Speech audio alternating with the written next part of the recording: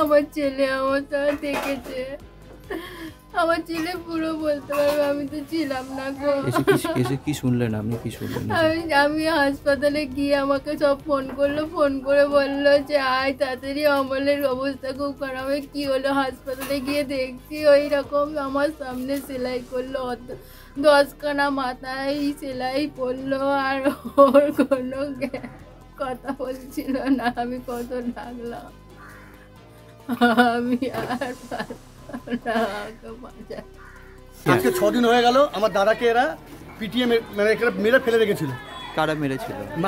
মাজিদ আনসারি বংশ, যত আনসারি বংশ আছে সব আনসারি বংশ, ঠিক আছে। দেবার পরে আমার দাদাকে আমরা হসপিটালে তুলে নিয়ে যাই। আমার দাদা আজ 6 দিন হয়ে গেল, মানে আজকে মারা গেছে 8:40-এ, সকাল 8:40-এ মারা গেছে।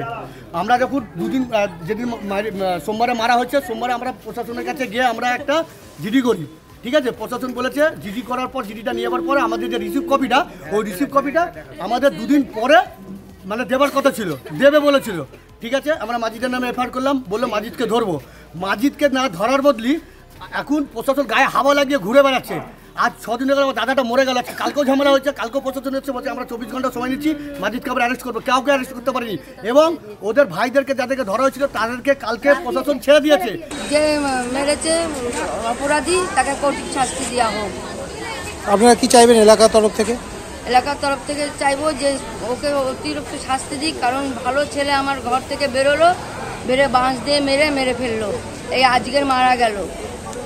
তা পুলিশকে অনেক বলা হয়েছে, দেখছি।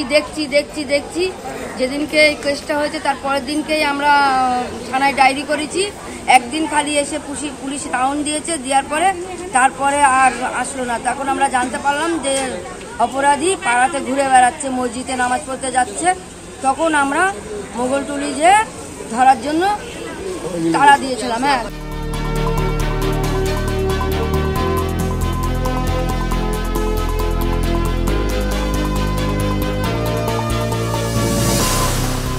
একটা সামান্য ব্যাপার থেকে বড় ব্যাপার হয়ে গেছে।